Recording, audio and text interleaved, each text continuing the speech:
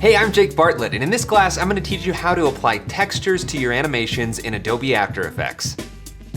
Texturing things in After Effects is one of my favorite things to do, and several of my classes here on Skillshare revolve around the idea of applying textures to create a certain look. And it can be applied in so many different ways. In this class, we'll take a look at a variety of those options. From using photo assets to apply to your entire composition or select elements, generating textures right inside of After Effects, and even applying texture to specific parts of your design, like the edges of your graphics. And I'll even show you how to animate these textures so that you can give more life to your design, complementing what you've already animated and giving everything a cohesive visual language that fits together and feels right. On top of all of that, I've created a tool for looping seamless textures that I'm going to be giving away to students in this class, including over 50 seamless textures that you can use in any project, whether it's personal or for commercial work. And because textures can be applied to literally anything, the class project is a little bit more loose than my other classes, but I will be showing you how to make this cool animated text project using a font that has multiple weights, and then apply many of the techniques that I teach you in this class to that text animation to come up with something that looks so much more visually interesting than the original design. So you can either follow along with me and create your own text animation project, or you can just apply what you learn in this class to any project that you'd like. This class is for anyone who's interested in texturing in After Effects. Whether you have years of experience under your belt or you're relatively new to the software, you'll be able to follow along and learn things along the way. If you've never used After Effects before, then I'd strongly encourage that you check out one of my other classes like the Beginner's Guide to After Effects or the Beginner's Guide to Animating Custom GIFs first. That way you'll be able to get up to speed with After Effects and follow along in this class with no problems. I'll see you in class.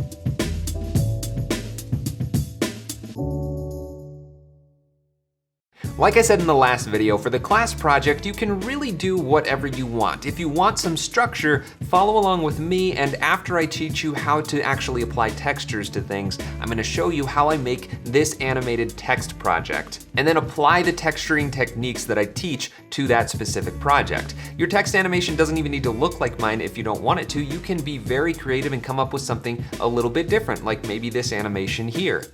Or you can go in a completely different direction and make a project that is completely unique. I'm totally fine with that. The idea is that you take the texturing techniques that I teach in this class and apply it to your own project. And if you'd like to follow along with me as you're watching the lesson videos, learning and applying these techniques yourself, go to the Project and Resources tab, and on the right side, you'll scroll down just a little bit and you'll find all of the resources for this class, including the project file with assets that I'm using in the lessons so you can follow along just like what I'm doing. And as with all of my Skillshare classes, if you ever have any questions along the way, do not hesitate to ask. Leave a discussion asking your question. I always respond as quickly as I can to those, so don't hesitate, I'm here to help. Otherwise, let's get into this and learn how to start texturing things in After Effects. There are a million different ways that you can apply textures to things in After Effects, and there's no way that I can cover absolutely every single one of them. But my goal is to give you some starting points and some basic concepts on how to apply textures in different ways so that you can start to think about how you might do it yourself. One of the most straightforward ways of adding texture is to just use a photo image as a texture and apply it uniformly across your comp. So I have a very basic comp here with just a solid background, and then I have this lion head, which I've used a few effects to just tint. So if I turn the effects off, this is the actual photo that I've cut out in Photoshop. I added a CC toner to tint the lion, and that way it has highlights that are yellow, midtones that are green, the same green as the background, and then the shadows are just a very deep, saturated blue. Then I brought in a levels effect just before that and just crushed all of the levels a little bit to make that a little bit more stylized, so we're losing a little bit of that detail and getting more of this stylized look. Now to apply a texture to the entire comp, all I have to do is go grab my photo asset. So this is a crumpled paper texture that I got on unsplash.com, which is one of my favorite places to get textures or any photo asset because it's absolutely free. Everything on this website is free for personal or commercial use. New photos are constantly being added, and you can do something like just search for paper and find all kinds of really high resolution textures to use in your designs. So I grabbed this one right here and brought it into After Effects. And to apply it to my design, I'm just going to drag it out on top of everything, and then we're going to utilize the blend modes. If you don't see this column right here where it says mode, then you need to click on this button in the bottom left corner. That will bring that column up, and then we have access to all of these different blend modes. So there are three main ones that I want to focus on right now: multiply, screen, and overlay. And you can see that these have dividers between sections of these blend modes. That's kind of dividing how these are operating. So this section right here that multiply is a part of generally darkens the image. This section right here where screen lives brightens the image. And the section that overlay belongs to is more of a mix between brightening and darkening. So let's start with multiply. I'm going to expand this out so we can see it nice and clear, but as soon as I change that blend mode to multiply for the paper texture, it's now being applied to my entire comp. Everything below it is getting multiplied. What multiply is doing is blending out all of the pure white values and then gradually introducing all of the other colors that aren't pure white, leaving us with this kind of shaded look. Now, this image is basically grayscale. It's just white and black, so we're not really manipulating colors as much as we are just values. But if I were to add a tint effect to that layer and then change the black to be something much more vibrant, like that bright red, now we're actually changing the colors. And if I took that white and made it something crazy like this bright blue, that's also going to have an effect. So if you're ever trying to apply a texture but not modify the colors, just use a tint effect, and that will desaturate the entire image before applying that blend mode. But like I said, this is basically a grayscale image already, so it's really not doing much color-wise. Now I can adjust this texture a bit if I add maybe a levels effect to that paper texture and then just crush the blacks right here. That'll make the shadows more intense. I could grab the gamma or the midtones and adjust that so it's not quite so black. I could bring that back a little bit, and I could even crush the whites so that there's a lot less detail being applied. So now I've managed to really tone down that texture so that it's not quite so overwhelming. I could also just apply it to the background if I move it below the lion, or if I wanted to apply it to just the lion, then I'll just duplicate my lion head, move this instance below the paper texture, and then I'll use a track matte to matte off the alpha channel of that texture. So with my texture selected, I'll come over to the track matte column, click on none, and then choose alpha matte lion head. It's looking at whatever layer is above it. I'll say alpha matte, and now that texture is only going to live within that lion. And now it's a little harder to see, so maybe I'll adjust my levels some more so that I can get something that's a little bit more apparent for this actual texture. And I could still move this texture around. If I grab it, I could shift it around, rotate it, scale it up or down however I want. Now I kind of like the way it looked over everything, so I'm going to take that alpha matte off,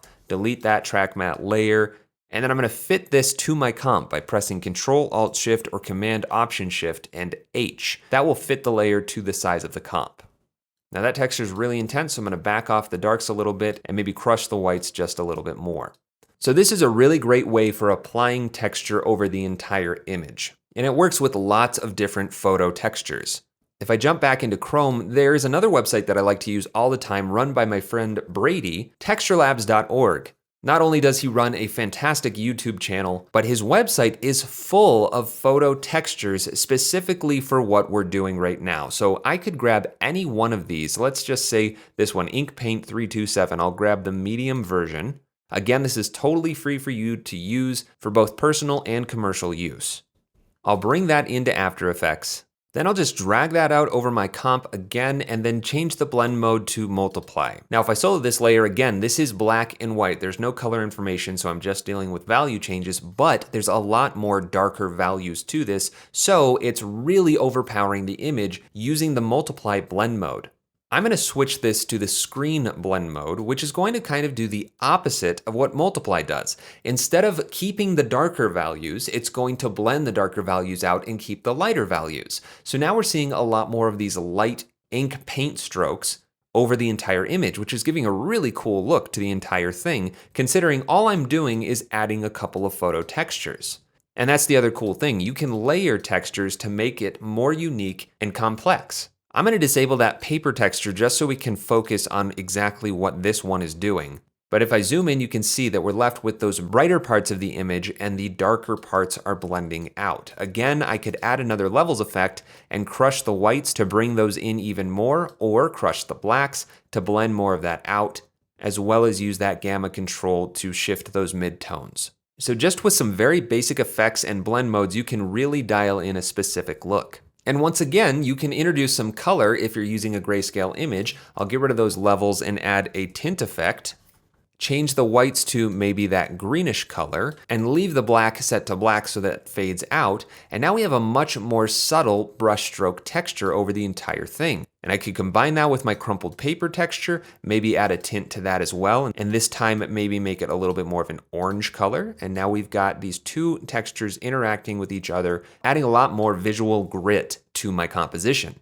Let's jump back over to Texture Labs, and I'm gonna look for another type of texture like this one right here, Grunge 249 Washed and Worn. I'll download that and bring it into After Effects.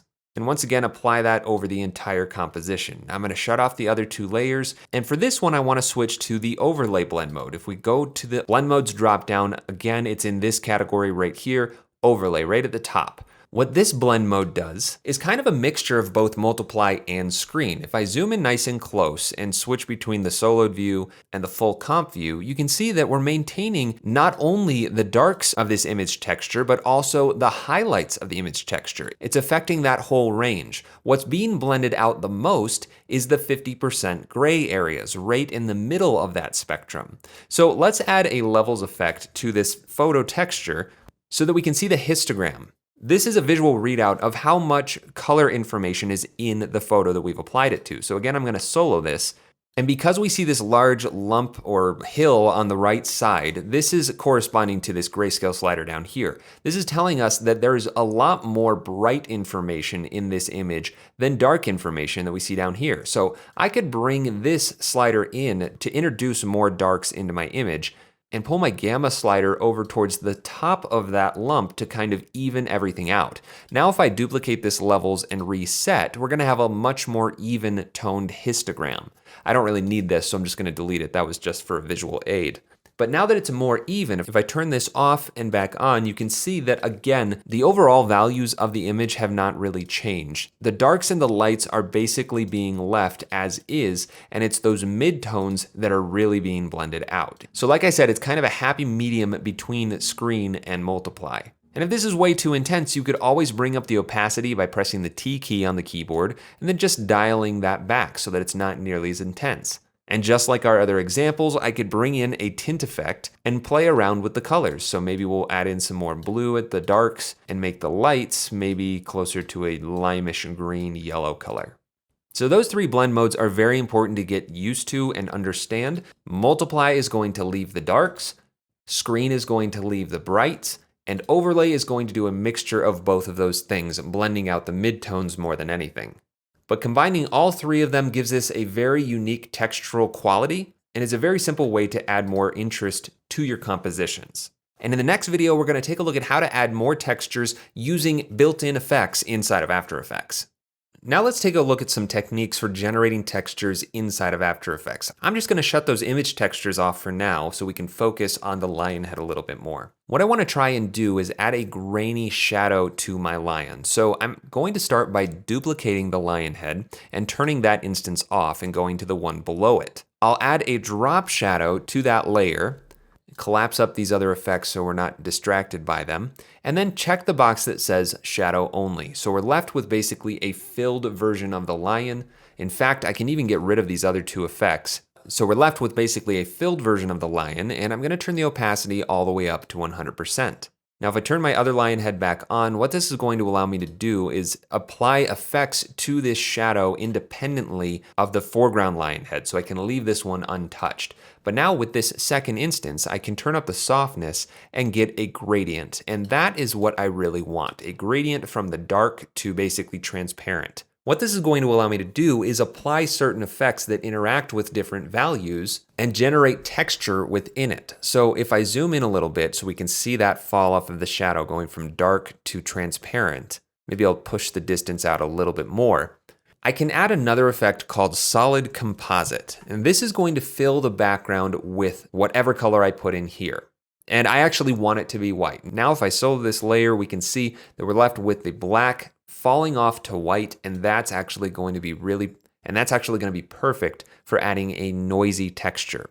So I'm going to collapse up those two effects and add another one called Noise HLS. And that stands for hue, lightness, and saturation. So I can apply noise to each one of those channels individually. If I go to the lightness channel, which is what we're dealing with here, there's no color information, just lightness values, and increase that, then we're going to apply noise to that channel. And what I like about this effect is that I can switch it from the noise type of uniform to squared or grain, and grain allows you to choose a grain size. What I really like about this is that if I make it a lot bigger, it does get a little blurry, but it's much more chunky. So I'm going to turn that grain up quite a bit and then add a levels effect right after it so that I can crush those white values and get rid of the texture in the areas I didn't actually want to see it. I can also do the same thing with the blacks just to dial this in a little bit more. Now, that's probably a little too large. The grain size is really, really big, so maybe I'm going to dial that back so it looks almost more like a paint splatter texture now. And I'm getting some of those dots back in here, so I'm going to crush those whites a bit more. And now that I have this black and white texture, all I need to do is change the blend mode for that layer to multiply, and it will remove all of the white.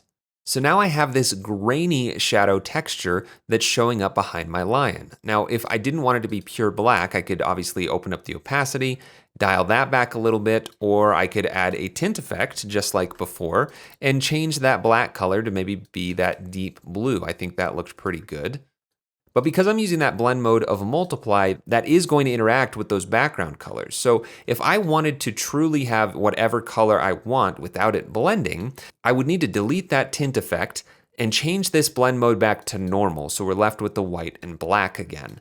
Then I'll add one more effect called extract, which is going to allow me to fade out the white. If I grab the top right square right here and move it all the way to the left, that's going to blend out all of those white colors without actually using a blending mode. And then I can grab this bottom right corner and slide it out to the right a bit, just so it's a little bit more soft. If I zoom in nice and close, you can see what that's doing. It's really, really crunchy without that softness. Down here, this is the exact same control, but as I increase this, it's going to soften that out. I don't want to do it so much that I see that white, but maybe right about there looks a little bit better.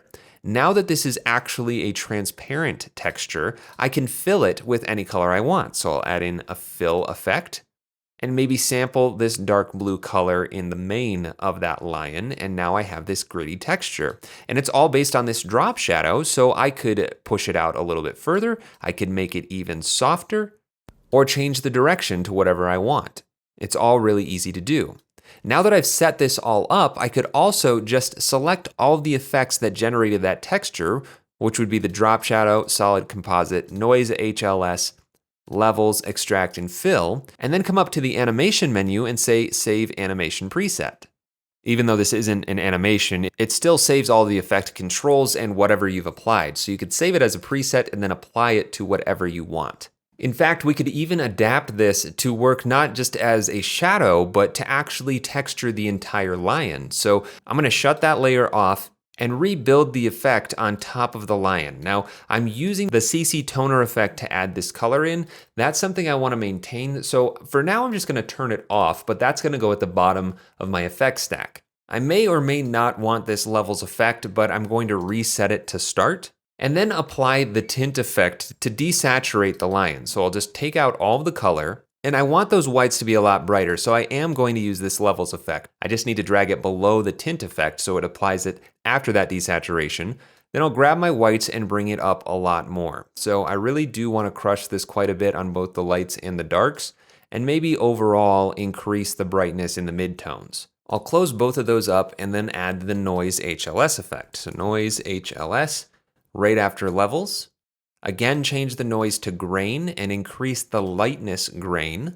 And if I zoom in and we take a look, we still have all of those details. It's basically using this noise pattern to shade or generate the different values of my lion. I could increase or decrease that grain size if I wanted to, and then again, apply another levels effect. I'll duplicate that, but drag it below the noise HLS effect. Reset it, and then dial it in however I'd like. So I'm going to get rid of some of those smaller dots by crushing the whites, fill in some more of that black area by crushing the blacks, and I'm getting these faded out semi-transparent areas. That's just because of the alpha matte of this layer. So I'm going to go into the first instance of levels and switch my channel to alpha to actually crush that alpha channel a little bit so we don't get so much of that semi-transparency. Now it's a much cleaner edge. I've generated this texture to shade my lion rather than actually using the photo so that it's not so photorealistic. And what I can do is bring my CC toner back on to get back to those similar colors that I had originally. And now looking at this as a whole, using those same types of effects, I've converted basically the photo version of my lion into a stippled version of my lion almost with that noise HLS. And I could increase or decrease the grain size to add more or less detail and play around with the instances of levels to bring more or less detail into the overall image. This actually works really well for photos, but it can also be applied to basic shapes in After Effects. So if I turn that lion off and I just take something as simple as a square, I'll just hold Shift and double click on the rectangle tool to make a perfect square, and then scale it down by going into the rectangle path and turning down the size. Now I want a fill, no stroke, so I'm going to turn off the stroke, turn on the fill, and we'll change this to being white. Then I'll click OK, and we're going to apply another stack of effects to generate an inner shadow. Now, there is a layer style that allows you to apply an inner shadow, but doing it this way will allow me to bypass pre-composing the layer, which is something I try to do as much as possible. So I'm going to go into my effects and presets, and again, add a drop shadow effect.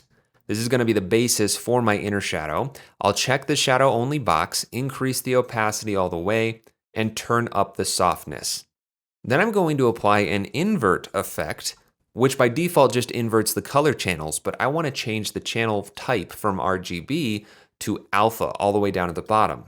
That's going to invert the alpha channel, leaving me with this soft square hole. Then I'll add a CC composite effect, which is going to allow me to bring the original layer back on top if I uncheck RGB only. But instead of actually bringing back that original unaffected layer, I want to use the CC composite effect to shape the alpha channel based on that unaffected version of the layer. So I'll change the composite original mode all the way down off the recording actually to stencil alpha. That's going to take the original unaffected alpha channel and use it basically as a track matte for the affected version of the layer, which essentially leaves me with an inner shadow for my square. But what's cool is that because it's based on this drop shadow, I can increase the distance, change the angle, as well as the softness, and it's going to allow me to dial that look in however I want.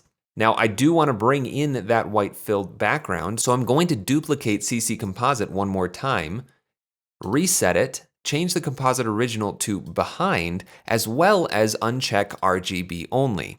That's going to composite the original layer behind everything that's already there, including the original alpha channel. So now I have this inner shadow on top of my square, and it's black and white, which allows me to do that same process again. I'll collapse all of these effects, add a noise HLS effect, increase the lightness value to bring in some of that texture, change the noise to grain, grab a levels effect, crush those white values, crush the blacks a little bit, and now I have this grainy shaded texture that I can tint using any one of the tint effects. Since I'm dealing with just black and white values, I will use tint instead of CC toner or tritone, something else like that.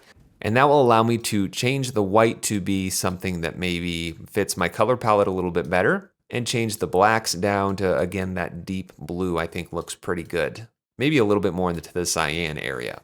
And now I have this shaded textured square. And what's really cool is that this noise HLS effect allows you to animate the noise phase. So I could set a keyframe on the noise phase and go forward a few seconds and then just increase the revolutions a lot. And now I'm going to have this kind of dancing noise texture. And if I don't like how fast that is, I could add a little expression to that value. If I just press U to bring up those two keyframes I just set, I'll hold Alt or Option and click on the stopwatch and type out posterize, and it's actually going to autofill for me. I'm just going to click on posterize time, double click on that. It fills in the expression, and all I need to put in between these parentheses is the number of frames per second I want this to actually update. So I'm working at 30 frames per second. Let's drop it down to 10 frames per second. And what this is going to do is only update this value at a rate of 10 frames per second, but I need to add one more line. If I drop down, I just need to type out value and finish it off with a semicolon. In fact, I'll do that at the end of the first line as well. just to follow proper syntax for expressions. But what this is going to do is look at the value, so whatever value I've set between these two keyframes, and update that value at 10 frames per second. Now if I click off to apply the expression and play this back, my texture is updating much less frequently. I'll play this back now that it's rendered in real time so you can see. This is updating now at a rate of 10 frames per second instead of 30. And I could do the exact same thing to my lion. If I just right click on the noise phase property and go down to copy expression only, then I'll turn my lion head back on, double click on noise phase up here in the effect controls to bring it up in the timeline, select noise phase and paste so it applies that same expression. And I actually will need to copy those keyframes as well from the shape layer. So I'll just grab that, paste it in here, and now this noise is going to update on the lion as well. And that gives it a very cool look. Now I don't have to use keyframes. I could easily drive this with expressions, so I'm just going to delete those two keyframes, go back into my expression, and instead of value here, I'm just going to say random, and in the parentheses say 10,000. What that will do is generate a random value between 0 and 10,000 for every frame of my composition. Again, posterizing that update by 10 frames per second. So now it's going to just constantly give me a random value into the noise phase, which produces this animated dancing texture. And this all works really well with the texture photos as well, so I could enable all of those back in here. And now we're combining techniques to create something that looks really interesting. But going back to the shape layer, I wanted to point out that you can use texture as an effective way for shading things in a really stylistic way. Maybe I want to round off the corners of this square a little bit more so it doesn't feel quite so sharp. I could just go into the roundness of the rectangle path and increase the roundness of the corners so that it fits that a little more. And then maybe I want to add a grainy shadow to this as well. I could just duplicate the layer, copy those effects from my second instance of the lion head, again from the drop shadow down, which if you saved as an animation preset, you would just apply that preset. I'll get rid of all the effects by pressing Control-Shift-E or Command-Shift-E on a Mac and then paste what I just copied, and then just dial this in however I need to. Probably turn the softness down, change the angle a little bit, bring the distance in, and then change this darker color to maybe be a little bit more green. And now I have that grainy shadow applied to the square, not only inside, but also on the outside of that square. And maybe we could even introduce that into the background of this design that I've been developing. And maybe we could even try introducing this technique into a background element for this part of the composition with the lion head. I'm going to add a new solid layer by pressing Command or Control Y. And I'll just call this stripes, and we'll make it white. Click OK, and then add a Venetian blinds effect. This is one of my favorite effects for patterns of stripes, because all I need to do is increase the completion and that will give me stripes basically. I can increase or decrease the width to make them bigger or smaller, and I can also rotate them to put that at any direction I'd like. So I'm going to move this down below just above the background, so it's just being applied to the background, and then maybe add a twirl effect, which is going to give me a little bit of distortion on that background. If I increase the twirl angle as well as the twirl radius to be much larger, then we'll see these stripes twirling around. Now, this is getting cropped off because of the size of the solid, so I'm going to go up to Layer Solid Settings and increase the width and height to say 2300 by 2300, just so it's much bigger and we're not going to see those cropped off edges. Now to introduce this more as a texture rather than just stripes, I could increase the feather so that it fades from that solid to transparent again and fill in that background one more time with a solid composite effect. This time I'm going to change the color to black so that we see these stripes nice and clearly. I'll solo it so we can see exactly what's happening. If I increase that feather even more, then we're going to get a nice soft transition from white to black. Maybe I'll increase that twirl angle even more to get something really cool looking. I could move the center point around, but that is going to start revealing some edges, so I've got to be careful with how far I push that.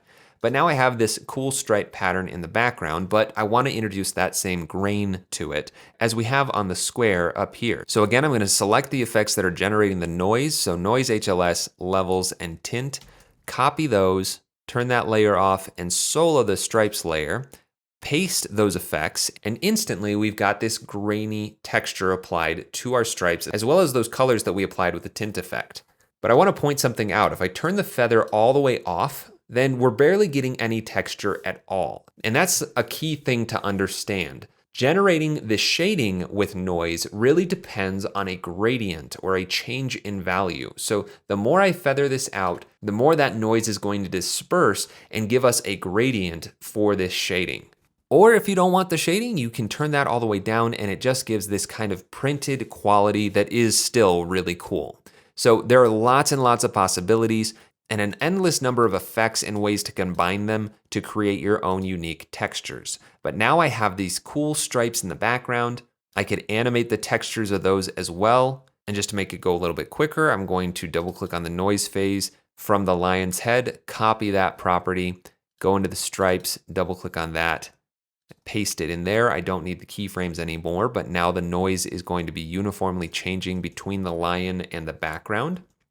I'll probably want to paste that on the noise for the shadow of the lion as well. So noise phase, paste that in. Now everything's going to animate together.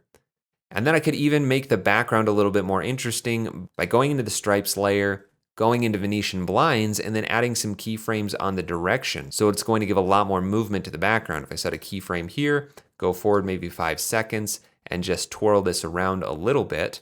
Now we've got some movement in the background, but it's animating faster than the actual noise texture. So why don't I synchronize those up? Again, I'm going to double click on noise phase, right click and say copy expression only, because that's the only part that I want from that. I don't actually want the property. Then double click on the direction for Venetian blinds and paste that with Controller Command V.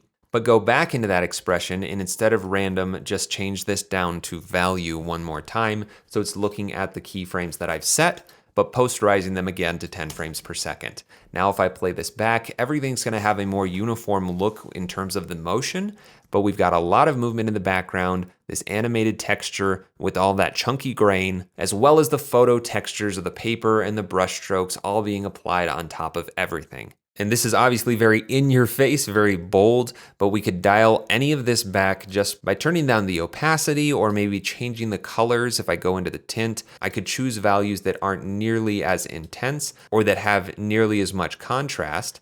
In fact, if I choose the same green color and then just slightly bring this down, maybe make it a little bit more saturated and slightly change the hue, then it's going to be much more subtle and keep the focus a little bit more on our subject, which is really the lion. But you can see just how much fun it is to just start iterating and applying different effects, adjusting the different values of those effects and starting to get some of the textures moving to create a very unique look. Another way you might want to apply and animate texture is to the edges of your layers. This is a really fun and popular technique for giving some life to your graphics so they're not so static. And I actually have an entire class here on Skillshare dedicated to it called Scribbled in After Effects. But I'm going to quickly show you how you can apply the same type of look to basically anything. So I'm just going to turn off these photo textures for a second and we'll stick to just the lion. And actually, I'm going to duplicate that and remove all of the noise effects. So I'll delete the noise HLS and the second instance of levels, so we're left with just this stylized version of my lion. And I actually don't need that tint effect either. All right, also shut off the stripes in the background, so we're back to kind of where we started. And I'm going to apply an effect called turbulent displace. If you're not familiar with this effect, it's going to apply distortion, and that makes the lion look really silly, but it's basically just randomly applying distortion across the entire image. With the evolution control, I can change that distortion in this very warpy, wavy looking shape. I could also offset the turbulence with this point control, and that's right here. So this is just shifting the distortion map around the image. And I can do things like change the amount, change the size so it's much finer, and that's actually what I want to do. I want to turn this down to a very low value of maybe 2, 3, 4, somewhere in there. And now the texture is much more subtle, so we're not destroying our image and making it look all crazy, but we're giving it a textural quality that it didn't have before and that we can animate using evolution or randomly, if we go into the evolution options, using this random seed. Every time that value changes, the texture is completely regenerated. So I'm going to add an expression to that random seed. I'll double click on that value. It will open it up down in my timeline, and then I'll Alt Option click on the stopwatch. Then I'll just again type in my random expression, random, and in the parentheses, 10,000. Again, that gives me a unique value on every frame of the composition between 0 and 10,000. I'll just apply that and play this back, and now I have an animated texture. This is sometimes referred to as a boil animation, because it kind of does look like it's boiling, but I think that's a little too fast. Again, I want to add that posterized time part into my expression, so I'm going to finish this with a semicolon, go to the top and drop down a line and just say posterized time, 10 frames per second, end it with a semicolon and apply. Now it'll update that value at 10 frames per second instead of 30 frames per second. And I can go in now and maybe turn the amount down, maybe turn the size down to 3, and now it's much more subtle. That can be copied and pasted onto absolutely anything. So if I copy it from this layer and put it back on our layer with the noise pattern, I'll paste that right at the bottom of the stack. It's a little harder to see with that noise pattern, so maybe I'll increase the amount and maybe even the size a little bit. But now we're getting some movement within that texture that we didn't have before. So this is without, and this is with turbulent displace. But let's say that you didn't want it to affect the entire image, you just want it to affect the edges. Well, let's actually switch over to our square for this example.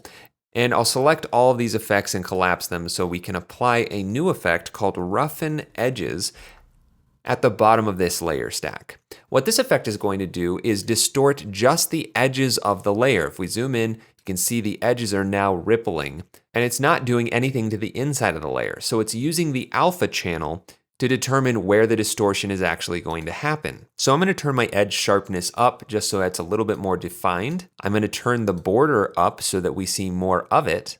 And I'm going to turn the scale way down, again, so that it's a much more subtle effect around the edges. I use this effect extensively in another Skillshare class, the stop motion look in After Effects, where I show you how to build a procedural felt look inside of After Effects.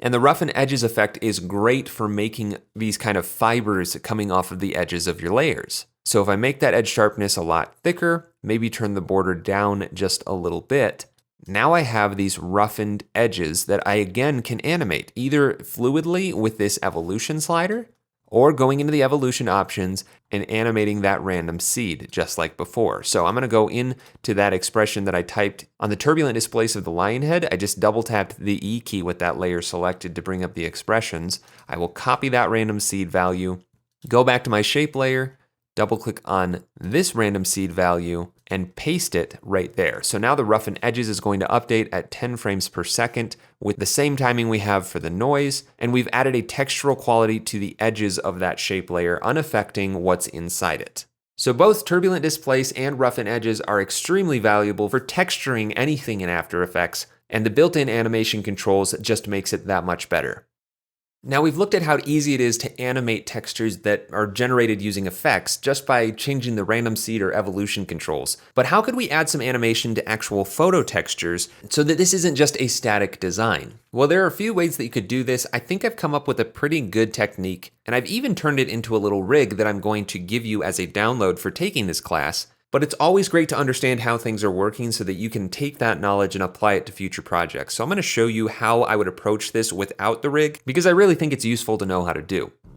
Let's just start with one texture, maybe this paper texture in the back. I basically want this texture to just be moving around randomly on the frame and maybe even rotating so that it's not just sitting there. But obviously it's the size of my comp. If I move it around, I'm going to see those edges. Well, there's an effect called offset. If I undo this so it's back to where it was originally, and I apply the offset effect to it, I'll just solo this layer so we can focus on just the texture.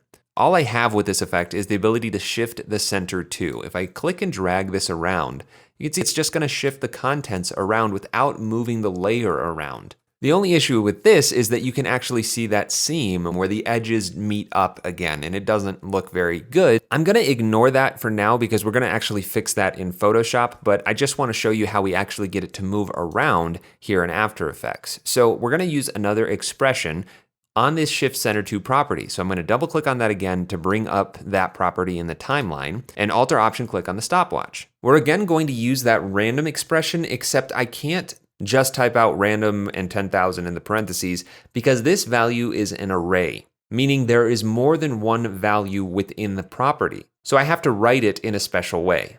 And that's within brackets. If I type a left square bracket and type in, say, 100, and then I separate that with a comma and type in 200, finish it off with the closing square bracket and click off. Now this value is 100, 200, just like I typed in here. So the first section of the array corresponds to the first property value. The second part of the array goes to the second property value. I need to put a random expression in both of these sections, but instead of typing out the random expression 2 different times, I'm actually going to store it in a variable, which you can think of like shorthand for expressions. To write one, I'm going to type var for variable, and I'll just give it any name. It can be anything you want as long as you don't use numbers or special characters. So I'm just going to call it r for random, and then add an equal sign, and this is where the expression will go. So I'm going to type out random 10,000 and finish it with a semicolon. Now wherever I type r beyond that line is going to be the same as if I typed random 10,000. So instead of 100 by 200, I'm going to say r, comma, r, and now I should get a random value between 0 and 10,000 for both the x and y values on the shift center to property. I'll click off to apply it, and sure enough, now my texture is moving all around at that crazy high rate, and I can still see that seam, but it's doing what I wanted it to. It's just doing it a little too quickly, so let's apply that posterized time part of the expression as well. I'm going to do that right at the top of the line. It doesn't really matter where this goes, I just prefer to put it on the very first line. So posterize time, and we'll say 10 frames per second, semicolon at the end, and now that texture will move much less sporadically. So we're already getting that kind of result that I was looking for, which is great. Now let's say that I also wanted this to rotate. I'm going to use another effect called transform, which gives me the same transform controls that we have down in the layer. If I just expand this out and collapse the effects, they're the same as right here, except they're being applied with an effect rather than the actual properties of the layer. So what this allows me to do is rotate the layer. Now when I do this, we're going to start to see the edges of that layer, which is not something that we want. So I'm going to add one more effect, motion tile, and apply it just before transform. Let me solo the texture layer, turn off my transparency grid, and show you what this actually does. If I change the output height, it's going to repeat that texture and fill in that gap. So anytime that I see an empty gap, I'll just increase the output width and height a little bit on motion tile. But now this texture is being offset, repeated, and rotated. But I want to apply that same expression that we have up here on the shift center to property to the rotation. Except this is not an array, so I don't have to include the variables and the arrays to target 2 different values. I'm just going to type in posterize time, 10, drop down, say random, 10,000, and now that's going to update randomly at a rate of 10 frames per second. Now we are getting some gaps there on certain frames, so I'm just going to find one of those, go to my motion tile effect, and increase the output width just so we fill that all in. Actually, I'm just going to say 250 on the width and height just to be safe. But now it's going to animate not only the position, shifting the center around, but it's also rotating. So we're getting a lot more variation out of this single photo texture now. And if I unsolo it, it's being applied with that multiply blend mode and looks really cool. But how do we get rid of that seam? If I find one of those frames right about here, you can clearly see that seam. I don't want that happening. So I'm going to actually open this up in Photoshop and show you how to do just that. In Photoshop, there are effects just like in After Effects. They're under the filter menu. But if I go down to the other category, there's an effect at the very bottom called offset. This is going to do the exact same thing that we had inside of After Effects. It just shifts the contents of the layer around. I can even click and drag this in the document to kind of center that up. It doesn't have to be perfect, but somewhere right about there. I have wrap around checked. Make sure you have that checked in order for it to actually shift it around the way that it did in After Effects, and then just click OK. Then I'll press S to bring up the clone stamp tool and press the right square bracket key to make my brush size bigger. If you don't know how the clone stamp works, you hold down Alt or Option to sample a part of your layer. So I'm going to choose right here, just click once and then let go of Alt or Option. Now you can see that portion of what I sampled underneath the brush cursor.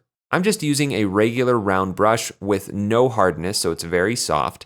And now when I click and drag, it's going to paint that texture. It's going to repeat it. You see how it's cloning it as I move it down. Now, that doesn't look very good. I'm going to undo that. But the goal with this tool is to paint out this seam so it's not nearly as noticeable. So I'm going to sample maybe right here and then just click and drag a few times. I'm going to do this a little at a time and go pretty quickly, but I'm just resting my thumb on the Alt key and choosing new sample points so that we don't have a lot of repeated textures. That's kind of the key with this clone stamp tool, is to always be changing your sample point so that when you get rid of this seam, it's not very obvious where you painted it out. So I'm just going to continue doing this for all of the seam edges until I have a seam that looks pretty hidden. Because this is a kind of random crumpled paper texture, it's not that difficult to hide it. And it's okay if you see a little bit of repeated stuff and some splotches because of the way that we're using this. It's not all that prominent on our design.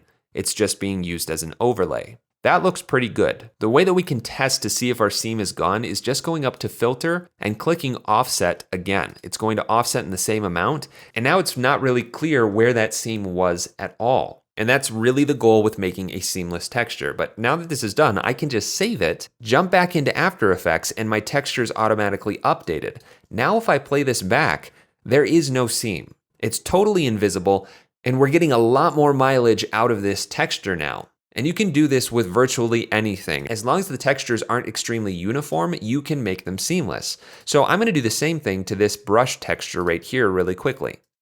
I'll go to Filter, Other, down to Offset, shift this around so that I can see kind of that center point. Click OK, press S to bring up my clone stamp and maybe make this a little bit smaller.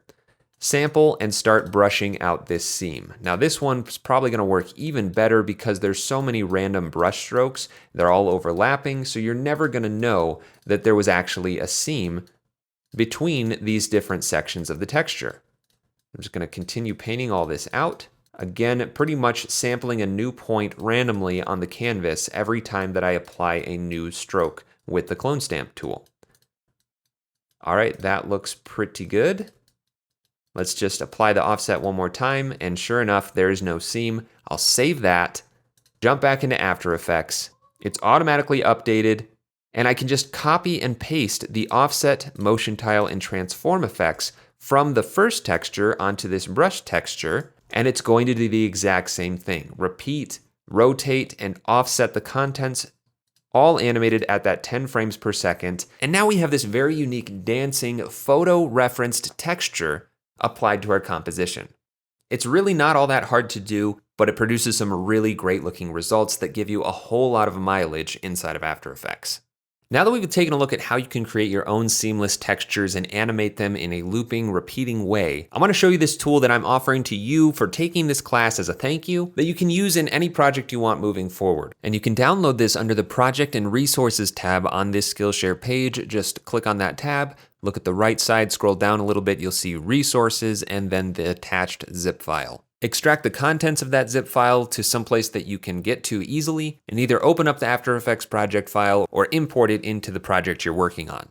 I created a rig that does basically what I just showed you how to do, but instead of using a single texture, it uses a comp that has multiple textures within it. So this is a paper texture comp. If I go to the beginning, you'll see that it's made up of a whole bunch of layers. These are all photos that I got from Unsplash, converted to be seamless and balanced out the levels so that they all have similar values. The way that I've set this rig up is that you insert whatever textures you want into this comp, make that texture one frame long, and offset each layer in time so that none of them appear at the same time. You can add as many textures as you want to this comp, and what it's going to do is cycle through all of those textures in addition to giving you some extra controls. So if we take a look at the effect controls for this comp, there's a pseudo effect here that I created called Texture Looper. This allows you to set the frames per second. So using that posterized time expression, it's going to be based on whatever value you type in here. So this texture is updating at a rate of 12 frames per second now. I could drop that down to 6 frames per second, and it's going to update even slower. I have random rotation set to 1 revolution. If you turn this down to 0, then the textures aren't going to rotate. They're just going to alternate between that sequence, as well as offset using this random offset feature. So if I set that down to 0, then we're not getting any shifting around or rotating of that texture. It's just switching from one texture to the next at a rate of 6 frames per second. There's one more control down here, which is random seed, and this will just give you a random starting point for your textures. Now, I've added a levels control as well, which is just making this texture a lot less prominent in my comp. You can adjust this levels to whatever you want. There's nothing special about this effect. If you'd rather use something like curves to adjust the contrast of your texture, you absolutely can. That's just what I chose to do because of the histogram, which I find to be really useful for dialing in those values. If I scroll down the effects list, you're going to see a motion tile effect, and this is where you can control the output width or height if you need to fill in those gaps at all, but I'm actually using the tile center property of the motion tile effect to shift things around instead of the offset effect. It does the exact same thing, just shifts the contents around within that tiled area. Then we have the transform effect.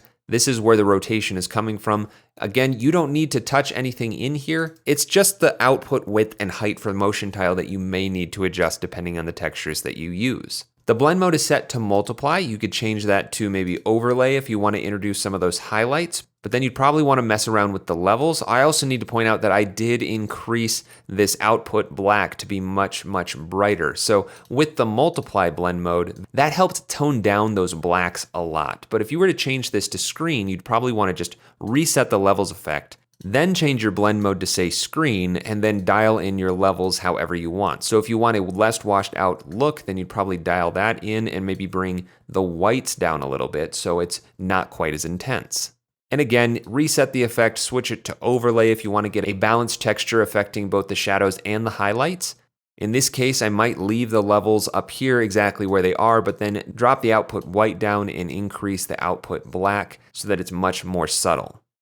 All right, let me change this frames per second back up to 12. We'll just give another value of 1 on the random rotation and then set the random offset to 3000 by 3000, just so we get a lot of random variation between every single one of these textures. Now that's the paper textures, but I actually have prepared textures for cement, fabric, paper, and wood that you can just swap out, and I'll show you how to do that. Have that layer selected that have all the effect controls, and then just hold Alt-Option while clicking and dragging one of the other texture comps. So with this wood texture comp, I'm going to just Alt, click and drag into the timeline and let go. And that swaps out the contents, leaving all of the effect controls and expressions exactly the same. Now I have this wood texture overlay, which might be a little too intense. Maybe I want to change this to multiply and dial this in a little bit so it's not quite as intense. Maybe something like that. I could even crush those whites a little bit so we're just getting a much more subtle wood texture over everything. There's also cement. Let's swap that out. Click and drag while holding Alt-Option and let go. I'll reset my levels effect. And you can see that this is a much more grungy looking texture. I think overlay might work well for this one. And again, I could increase the output black and decrease the output white to make that a little bit more subtle. And then finally, we have fabric. Let me swap that out so you can see what that looks like. And those are the 4 options that I've prepared. All of the textures are completely seamless. Again, I found all of these textures on Unsplash and I resized them to be 1920 pixels wide and balanced out their levels so that you get a pretty uniform adjustment of shading regardless of which textures you apply. If you want to add in your own textures, I want to show you how you can do that. Let's just say that in this fabric comp, I'm going to add some more textures and I'll just grab maybe the wood textures since those stand out so well. I'm just going to copy all of these and then I will find where the last texture lives in this fabric comp and paste. So now the wood textures are all living above all of the fabric layers, and I'll just zoom in and click and drag to align this in sequence with the rest of the layers. Another really quick way to do this is actually, I'll just bring them all back to the beginning of the comp. Just have them all selected in the order you want them to be offset. So I'm going to start at the bottom, shift click at the top, then right click on one of the layers, go to Keyframe Assistant and say Sequence Layers. Just click OK, and they're going to align each one of those layers end to end, and it's now going to go through all of them in sequence. Now, the way that I've set up this rig is simply adding those extra layers are now going to be implemented into the texture looper. So if I play this back, we're going to get a mixture of those wood textures as well as the fabric textures. So if there's a texture you don't like in one of the comps that I've already created, you can simply remove it and just close the gap in the sequence. You can duplicate a texture and offset it in time to have it appear more often. Or you can add in your own textures and make your own comps that have completely unique combinations of textures, and it will all work with the rig that's set up in this comp. Just make sure you don't delete this one because this is what has all of the effects and expressions driving everything that looks into the comp and counts the layers to generate random pattern changes. But that's my gift to you. I hope that you like Texture Looper. If you do use it in any project, please tag me on Instagram at JakeInMotion. I would love to see it and show it off, and I hope that it's useful to you. Now I want to show you how to make a cool text animation, and this is what we'll use for our class project. Now, animating the text doesn't really have anything to do with texture, but it creates a really cool result, and we can apply textures using lots of different techniques that we've already talked about to it. But to pull off this text animation, you really need to think about what font you're going to use. So I have Adobe fonts open right here, which is part of your Creative Cloud subscription. You have access to all of the fonts on this site at no extra cost. I've chosen the font Rock Grotesque, and it's because there are lots of different weights of this font. In fact, not only are there different weights, there are different widths. So compressed, condensed, regular, wide, and extra wide. So there's a total of 45 fonts in this font family, which is absolutely insane. But really, I just need 3. I want to go with the extra wide version of the font, and I want to animate the font going from kind of a bold version of the font to shrinking down to a much lighter version of the font before expanding back out to the thickest version and kind of overshooting back down to where we started. So that's what you need to look for in a font. And if I just jump to the All Fonts section, you can find a lot of these high quality multi-width fonts on Adobe Fonts if you just search some of the tags. So let's say we want to go with a clean font. I'll scroll down until I see one that I like, and I'm taking a look at these thumbnails here that show it in use. So right here we can see that this has multiple weights to it, and it has 4 fonts. Seeing multiple fonts in the font family is a good indication that it has multiple weights. Right here, there's 10 fonts on this one, and sure enough, there's a bold version, a regular version, and a thin version. So if I click on View Family, I can very quickly find out if this is going to have the number of fonts that I need to pull off the animation. So sure enough, this one has 10 different fonts ranging from thin all the way down to heavy. This would be a great option for the type of animation we're going to create. But take your time browsing these fonts and find one that speaks to you and that has at least 3 different weights. Ideally, it will have a wide range of weights so that you have many options to choose from. But like I said, I chose a font called Rock Grotesque, so I'm going to jump into After Effects and make a new composition, 1920 by 1080, 24 frames per second, and the duration set to 30. That should be more than enough time. And I'll rename this comp Text Source.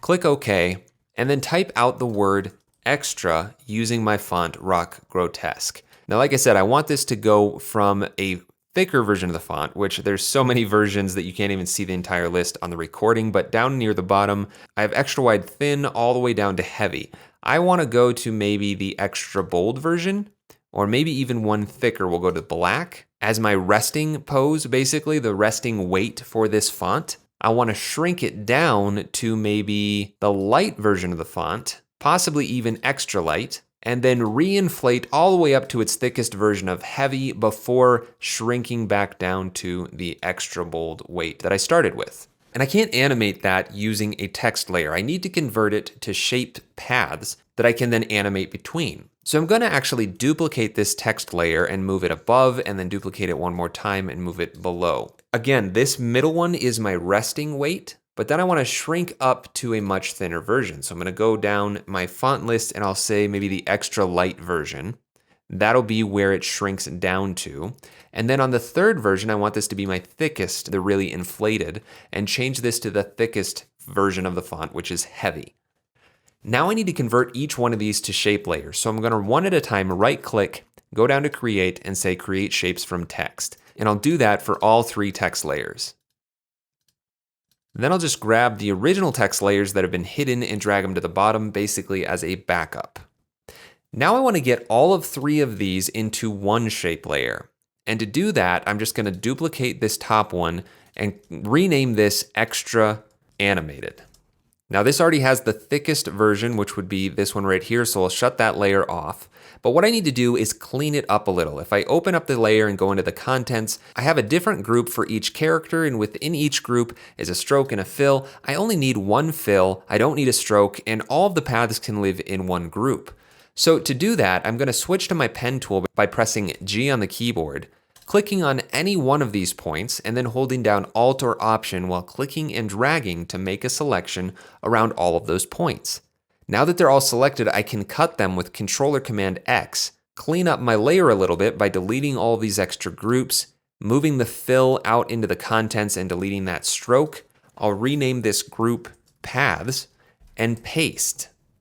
Now all of those paths exist in that one group. They're all being styled by a single fill, and it's much easier to deal with. Next, I just want to type in the word path in my search bar. That'll bring up the keyframes for all of the path properties, and just set a keyframe by clicking and dragging downwards on all of those stopwatches. Now I have path values stored as keyframes for that weight of the font. Now I'll move on to the next weight, and I can actually not even deal with all of the cleanup. All I need to do is select that weight, search for path to bring up all those path properties, and again set keyframes for each one of them just by clicking and dragging down the stopwatches. Now if I maximize this panel with the tilde key, I can select those keyframes, copy them, go back into my animated layer by pressing U to bring up those keyframes, and we'll go to say 10 frames forward. I'll hold down Shift and press page down to jump 10 frames, select these keyframes and paste, and now I've duplicated this layer's paths into my animated layer, and it's actually going to interpolate between those two. No cleanup necessary, so I'll just turn off that layer and we'll move on to the last one. Again, just search for path, set a keyframe on all of those stopwatches, select those keyframes, copy, and then we'll move another 10 frames forward and paste those keyframes after selecting the previous set of keyframes. Now all three weights of that font exist on that same layer, and it's interpolating between all three of them. It's beautiful. And this is working so well because the type designer who created this font, and many type designers who create variable width fonts, create them with the same number of points. They're just offset in space. But because this was so well designed, it's animating perfectly. Now, one issue that you may come across with your font is that things kind of move around incorrectly as you interpolate between these different weights. And I'll show you exactly why that's happening. If I grab, say, this point on the E, and right click on it, go to Mask and Shape Path and say Set First Vertex. Then the interpolation is going to completely break between these two sets of keyframes. If you didn't already know, paths actually have numbers for each one of the points that make that path up. I set the first vertex here for this weight, but the first vertex here is the bottom left corner.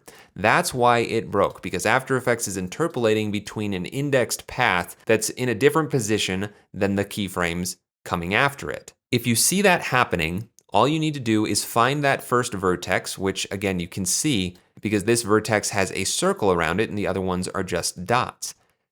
Find where that first vertex is consistently and set that point to be the first vertex for every instance of that letter, and it should interpolate properly. Another issue that you might run into is if there are a different number of points being used between character weights. On this particular font, if I add another point on this path, it doesn't really make a difference because After Effects is able to interpolate just fine without any real issue. But it could give you issues, especially with curved shapes. And if that is the case, try to also line up the number of points consistently between weights and put them as closely to the positions they belong to across each set of keyframes. Now that I have all this set up, I can actually animate it the way that I want to. So let me just turn off this last layer towards the middle of my comp and press U to bring up those keyframes one more time. I can ease between all of these values just by selecting them and press F9 to easy ease them. And if I bring up my graph editor, I'm going to have to ease this using speed, not the value graph, because path property is not supported with the value graph. But now I can increase this and it now eases much more strongly between those poses, which is really cool. Now, if we take a look at the E, it is shrinking inwards if I zoom in here nice and close. Take a look at the bottom left corner. It's moving to the right and then to the right again. I would like all of that to line up on the left edge so that when it expands, it's kind of moving to the right. This is going to take a little bit of work, but all I need to do is set a snapshot for this frame. So I'm going to click on the snapshot button, move forward to the second weight, and then this first path is my E. I'll just click and drag that back and show that snapshot by clicking and holding on this button right here. And that was actually pretty dead on. I did hold down Shift while clicking and dragging. So start dragging, hold Shift, and that constrains the axis left or right, up or down. So I'll undo that. That was pretty good. I'll do the same thing now for my X. Grab that keyframe, back it up, show the snapshot. And I'm gonna do this all the way down the line just so the left edges of each character lines up with that left edge, and it's going to kind of expand the text out as it grows. This R is made up of 2 keyframes, so I'm going to grab both of those, bring this back, and now that left edge is locked in place. Finally, the last 2 keyframes are for the A, drag that back, and that looks pretty solid. So what this is going to do now is interpolate not only the thickness, but it's all going to be anchored to the left edge of every character. And I'll do the same process between this weight and this weight. Set a snapshot, zoom in, and then 1 character at a time, offset the paths. And there you go. Now my text is anchored to the left edge. It's expanding inwards from the right as it shrinks down and back out to where it was as it grows. Now I can actually play around with the animation and have the sequence play through the way that I actually want it to. I want it to start here, so I'm going to leave that set of keyframes right where it is. Then I want it to gradually shrink down to this weight right here. So it's going to go from this point down to here. Hold on to that for a little bit before inflating again, but overshooting this point and growing to the thickest version. So I'm going to grab this set of keyframes and move it forward. And now it's going to shrink down before inflating, and then I want it to end up back here. So I'm going to copy and paste these keyframes, and there we go. Now this is taking way too long to get to the thickest version of the font, so I'm going to move that back. And even that is probably too slow. So I'm going to just readjust these timings a little bit and go into my speed graph.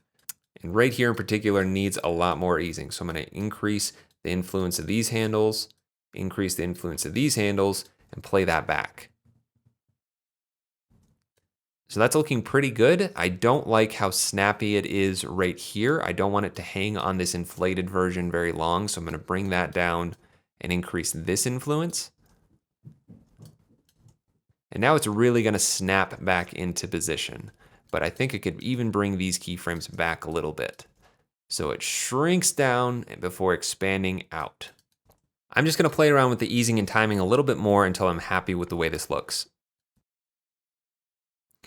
All right, I think I'm happy with that timing, but now that I have all of these sets of keyframes eased, I can make this a little bit more interesting by offsetting each one of them by a couple of frames. So I'm going to select everything except the paths that make up the E and shift them forward 2 frames by holding Alt or Option and pressing the right arrow key twice. And I'll do that for all of these sets of keyframes, 2 frames forward for each. Now the R and the A are made up of 2 sets of keyframes, so I'm going to make sure to keep those ones in sync. But now my animation is cascading across the text and makes something that looks much more visually interesting. And that's how you can animate a variable width font in a very fun and elastic way. Now that I have my text animating, I want to start to add some texture and some modifications just to make it a little bit more interesting. The first thing I want to do is add that rough edge. And since this is just solid black, there's no detail to it. It doesn't matter if I use roughen edges or turbulent displace. So I'm just going to use turbulent displace. I'm going to apply that effect, but actually not on top of the shape layer. I'm just going to make a new adjustment layer and put all of my effects on this. So I'll rename this layer effects. The reason I'm going to do this is just in case I ever want to reuse these effects or change out the design underneath this adjustment layer, I won't have to copy and paste effects around. It's just whatever's underneath this adjustment layer will get the treatment I'm about to give it. So I'll apply turbulent displace to that adjustment layer, and I obviously don't want it this big. I'm going to turn the amount down and I'm going to turn the size way down. So let's zoom in so we can see those edges really clearly.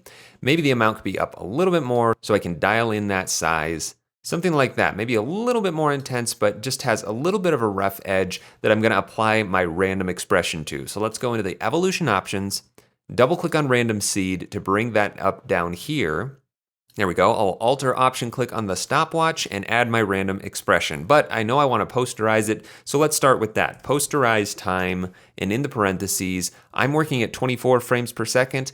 I'm going to drop that down to 12 frames per second. So I'll type in 12 there, finish it with a semicolon, and on the next line, random, in the parentheses, 10,000. That just gives me a completely unique value on every frame at 12 frames per second, and this is what it looks like. All right, so that's my small turbulent displace. Now I want to actually duplicate this and make a large turbulent displace. So I just duplicated that with Control or Command D. Then I will turn up the size so that the distortion is much larger, and then maybe turn the amount down so it's not quite as noticeable, maybe around 8. And now if I play this back, we still have that built-in expression and my text is really wiggly. Now that might be a little too much, so maybe I'll drop the amount down to say 5, and I think that's working a little bit better. Now I'm driving the animation of that turbulent displacement with my expressions. I could also use another effect that will change the frame rate of absolutely everything. So let me just grab that effect. It's called posterize time. If I apply that onto my adjustment layer, now whatever frame rate I set here is what's going to be applied to anything underneath it.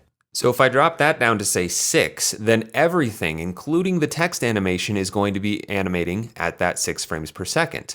I could set that to 12, and then it's going to match the expressions that I typed in with the posterized time. Now I could get rid of posterized time since they match up, but that's really more work than I need to do since it's really not slowing me down to keep it there. So I'm just going to leave it as is. And I can always turn this off if I decide, you know what, I like the smoother animation at 24 frames per second for the text, but the texture to be at 12 frames per second. Regardless, I'm going to leave that on for now, and one more thing I want to do to this text is basically round off all of the corners. Everything is still nice, clean, crisp, and sharp, even though it does have these ripples. I want to round off all of these points, and I'm going to do that with 2 effects. So the first effect is Gaussian blur, just a simple blur, and I'll blur it out maybe about that much. This is something I can obviously change in a second, and then I'm going to bring out the levels effect.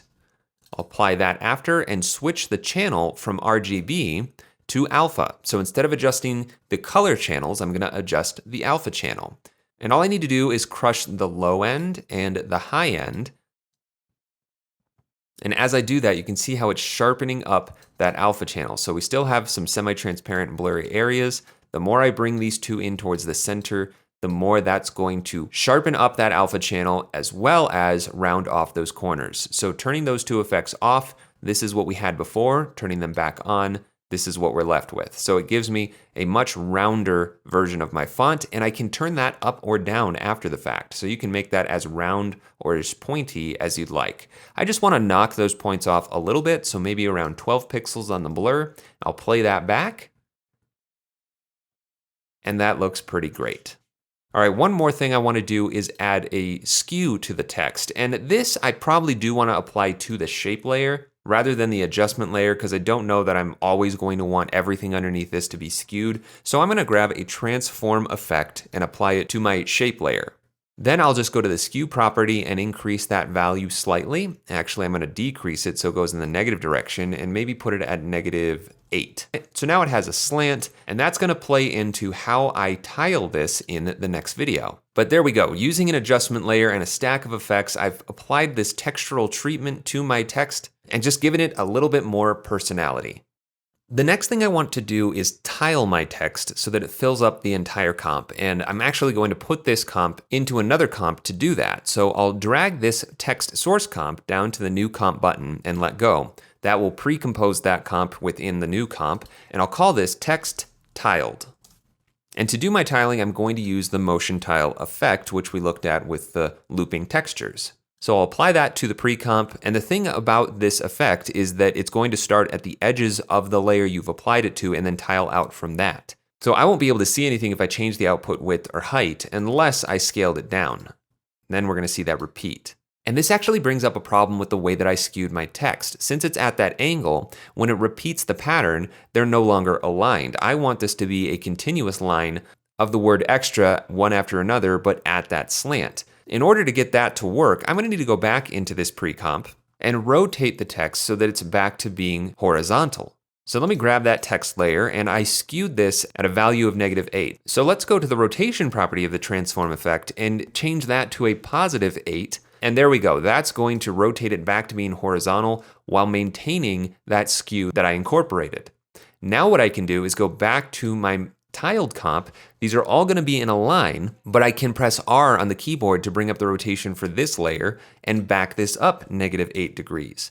Now we're back to having the same skew and angle, but the motion tile effect is going to repeat on that angle. Now I don't actually want this text to be scaled down, so I'm going to press S on the keyboard to bring up the scale and change this back to 100. And I actually don't need to change the output width or height, so I'm going to change that back to 100 by 100. And instead, I'm going to use tile center to shift this text around right within the contents. Because it's being rotated with the transform controls of the layer, that's also going to rotate the angle of the tile. That way we're still maintaining that angle. Now, the way that I'm going to animate this is by first setting a keyframe on the tile center property, and then going forward maybe 5 seconds. I don't know how long exactly I want this to be yet, but I'm just going to estimate around 5 seconds, and I'm going to push this to the left. I'm going to want this center line moving from right to left until I get to a value of negative 960. So the first keyframe value was positive 960. Moving it back to negative 960 is going to shift the contents fully through that tile, and we'll end up back where we started. So if I play this back, it's going to end up right where it started. So at the end of 5 seconds here, there we go. We're back where we started, and we could loop this and it would play back seamlessly. So right there you see it jumps back and it just continues on forever and ever. That's exactly what I wanted. But I want that to continue forever after that 5 seconds has gone on. So I'm going to add an expression to this property by Alt-Option clicking on it and type out loop out, and there's the autofill. I'm just going to double click on that. And I could customize this loop out a bit by putting something in the parentheses, but I actually don't need to. I'm just going to finish it with a semicolon and click off, and now it's going to just cycle these two keyframes over and over. So as soon as it gets to that second keyframe, it jumps back to the first one and goes on and on and on. In fact, I can show you what that looks like if I go into the graph editor and I click on this button right here, Show Post Expression Graph. This red line is the x-axis for the tile center property, and you can see it's going from the first keyframe to the second keyframe before jumping back and repeating over and over and over again. So every time it loops there, it just looks like the animation continues on forever and ever. That's exactly what I wanted. Now what's not looping is the actual text animation. So let me go back into this pre-comp and find out where that animation loops. It looks like it's around 2 seconds and 11 frames. So how about I choose a point that I want this to loop at, maybe right about there, 2:17. I'll play through this once so I can see how long it takes to loop. I think that's a pretty good timing. Maybe shave off a couple of frames there. We'll say 2 seconds and 15 frames.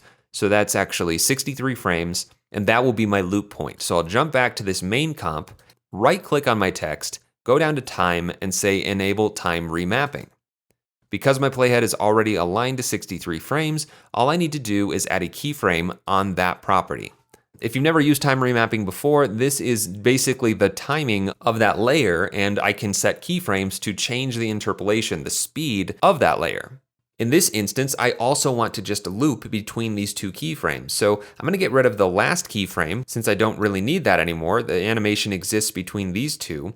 And I'm going to add a loop out expression again, except this time I'm going to modify it slightly, and I'll show you why. I'll Alt-Option click on that time remap and type in loop in with parentheses. Then after the parentheses say plus loop out, double click on that one, and then say minus value. Now I'm not going to get into the details of exactly how this works, but I'm just going to apply it. And what this is going to allow you to do is move these two keyframes wherever you'd like. So I'm just going to shift them out over here. And now it's going to loop in both directions. Let me shut off motion tile just for a second so we can focus. You see that it's looping before those keyframes as well as after those keyframes. I can place these wherever I want, and it's going to loop in both directions. And that's really great because the next thing I want to do, if I align these back to the beginning, is duplicate this instance of the text, Control-Command-D, shift it up, and have another line of text but moving in the opposite direction, and have the animation offset from the original. So I need to do two things. I'll press U to bring up the keyframes. First, I need to swap these two keyframes so that instead of moving from right to left, let me bring those effects back on. Instead of moving from right to left, I want this line to move left to right. And all I have to do to get that to happen is swap these two keyframes. So with them selected, I'll right click, go to Keyframe Assistant and say Time Reverse Keyframes. Now they're going to go in the opposite direction, but they're animating at the exact same time. So what I want to do is grab those two keyframes and basically offset them by half so that the two lines of animation are not perfectly in sync. So if this second keyframe is 63, half of that would be 31 and a half. So I'll just say 32. And that's where I want to move this first keyframe for this second instance of the layer. So this is what my keyframes look like. I'm just going to hide motion tile by pressing Alt or Option on a Mac, Shift and clicking on it, and that will hide those two properties. But this is the timing of each of these comps now. Now I want to take this second instance and duplicate it again and move it down below. To keep track of which direction these comps are going, I'm actually going to select these two and change their color to orange, and I'm going to change this one to, let's say, purple. So the purple ones will go right to left and the orange ones will go left to right. Now I want to make sure that I'm offsetting these equal amounts, so I'm going to add a null object right in the middle of the comp. I'll go up to Layer, New, Null Object. This layer doesn't render, it's just used for reference basically, and allows you to parent things to it. But I'm going to call this Center Point. Then I'll parent all of my layers to it. So now if I press P to bring up the position, everything is relative to that parent layer, which is right in the center of the comp. So this layer is at 0, 0. This layer is moved up negative 338. Let's just say 330. And then this one I want to move in a positive 330 pixels. And that way I know these are evenly spaced out from each other. Now I'm going to need another instance of this one moving right to left up here as well as down here. So let's duplicate this layer and move it up. Now I know that I need to go 330 times 2. So I will say negative 660.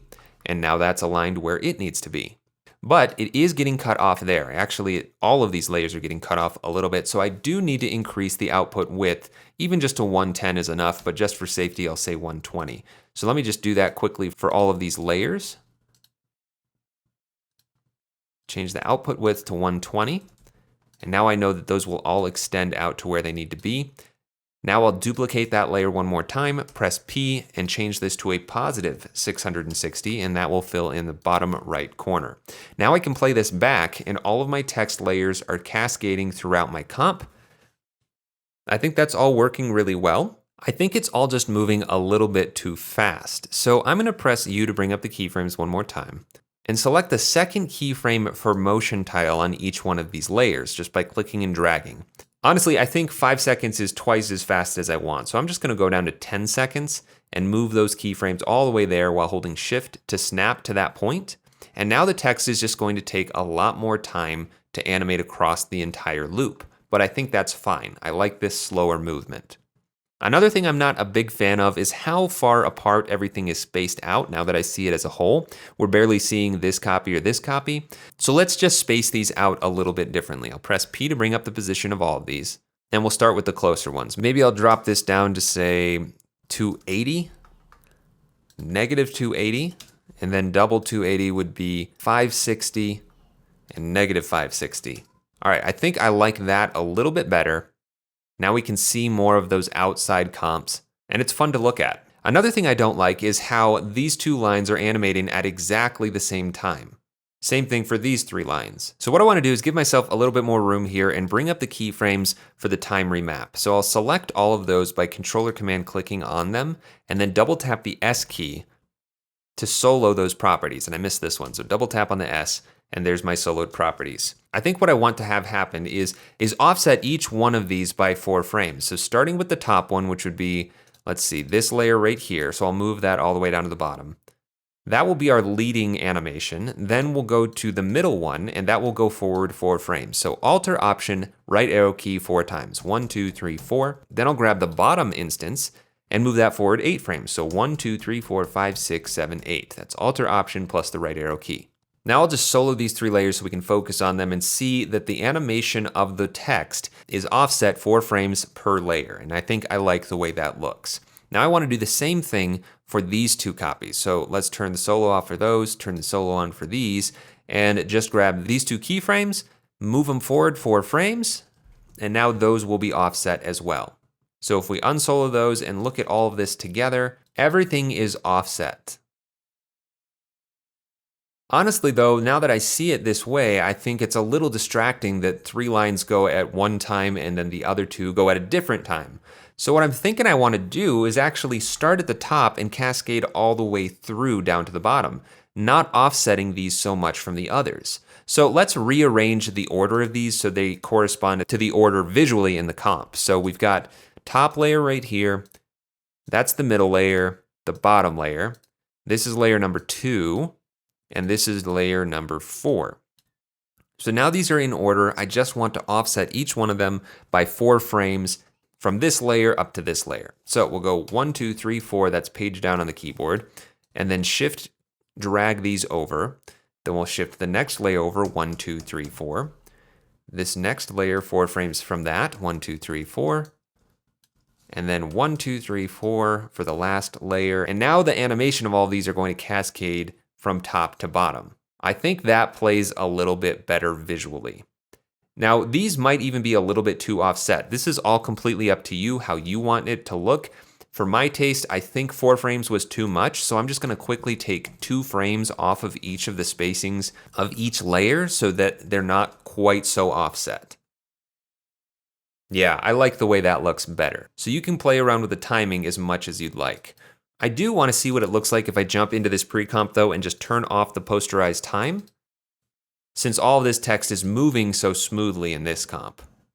I may or may not want to have that in the end, but I think I'm just going to disable it for now. Next, we can really start to grunge this up and give it a lot more texture so that it's not just solid blocks of black text. Now I'd like to start adding some texture to my animation. So I'm once again gonna drag this tiled comp into a new comp, and I'll rename this extra because I think this is probably gonna be my render comp. And this has all been on top of a transparent background. If I turn my grid on and off, you can see there's nothing in there. So I'm gonna start by just making a new solid by going up to Layer, New Solid. I'll name it BG for background, and we'll just choose something that's a little gray, not pure white. Click OK. I can always change this with a fill effect later, but just something like that for the background temporarily. I'll lock that layer, and I want to add a halftone pattern to the inside of this text.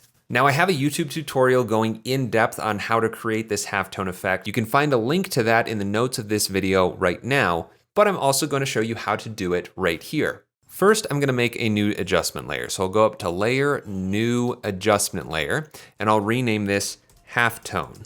If you're not familiar with halftones, this is what they look like. It's a method of printmaking that allows you to get details with a single pass of ink, so a single color, but it creates these gradients basically that allow you to build images from. Now I want to use this with the photo textures that we've been using. So ours is going to look something like this, where it's a texture that's made up of dots that are also a texture. So the first thing I need to do is generate that dot pattern. So I'm going to bring out the effect CC Ball Action and apply that to the adjustment layer. This is going to split up everything underneath it into these individual dots. They're a little bit big right now, so I'm going to turn the ball size way down, and let's turn our transparency grid on so we can see them clearly. They're also spaced out too much, so I'm going to change the grid spacing down to maybe around 2 or 3, and then maybe increase that size back up a little bit. Now, like we already saw, this effect is making the background completely transparent, and I don't actually want that. So I'm going to add a solid composite effect, which will just fill in that background transparency with whatever color I set here. White is actually fine, but for the dots, I want them to be all black. Right now, it's basing the colors on the actual contents of my comp. So I'm gonna add a fill effect just before that solid composite and change the color to black. So now I have black dots on a white background. Next, I want to add a Gaussian blur, so I'll put that right after the fill before the solid composite, and then just increase this a little bit. This is going to make the dots a little bit softer and allow them to kind of blend into each other. I don't want to do it so much that I lose the black in the center of the dots, so actually let me just turn the grid spacing up to maybe 4. That looks a little bit better of a size. At 100% scale, this is how big they are.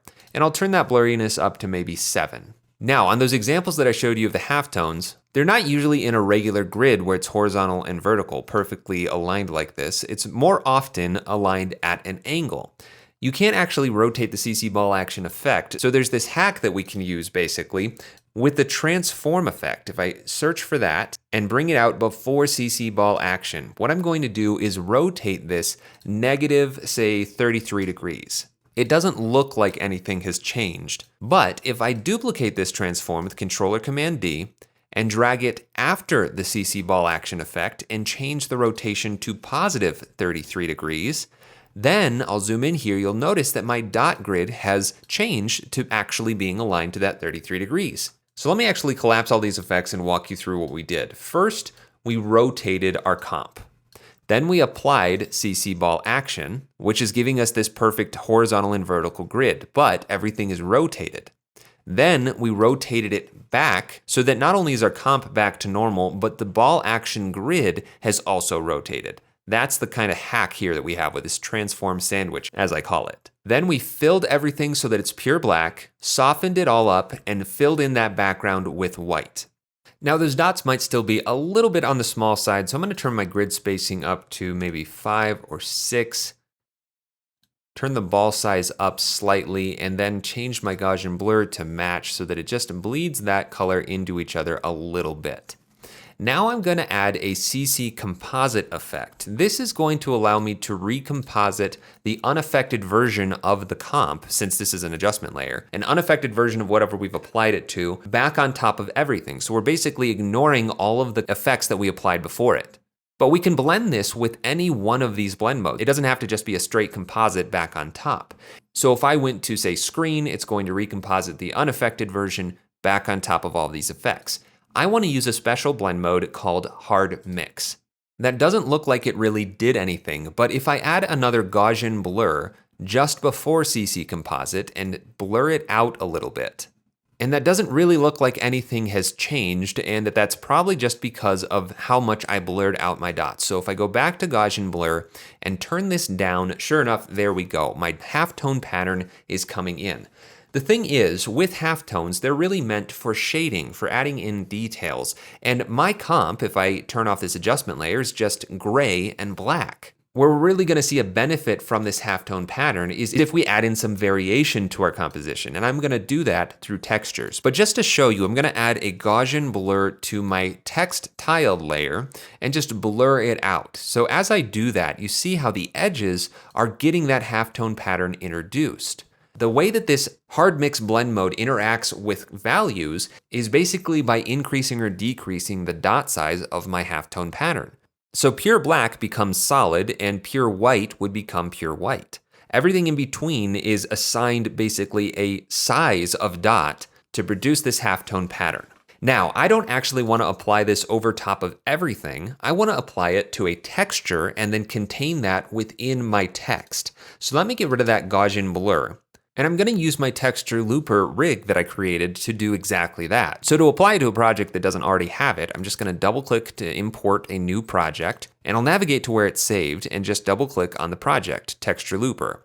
Double click on that, and it will import that project into its own folder along with all of the assets that were in that project.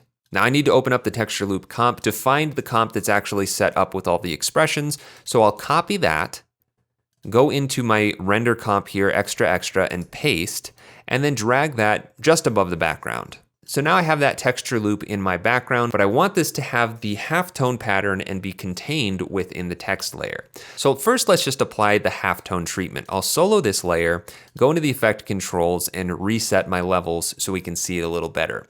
I actually want to use the wood textures for this, so I'm going to Alt-Option click down to the timeline and let go to replace, and now we're using the wood textures rather than the paper textures.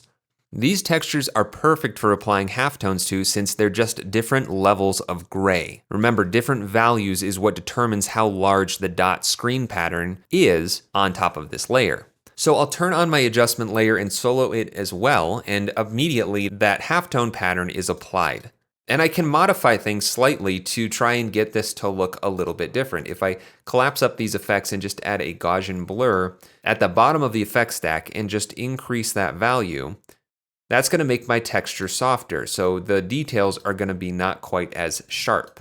Or if I delete that and go back into my halftones, I could go into CC ball action, maybe turn the grid spacing down 1 or 2 and turn the ball size up a little bit, and that almost acts as a contrast adjustment. So you can play around with these a lot to come up with a texture that you like. But over the entire comp, this is way too much. I don't want it to be this intense. So what I want to do is unsolo those 2 layers, change the blend mode back to normal for this comp, and then select both of them and pre-compose. So I'm going to go up to layer and all the way down to pre-compose, and I'll call this halftone texture loop.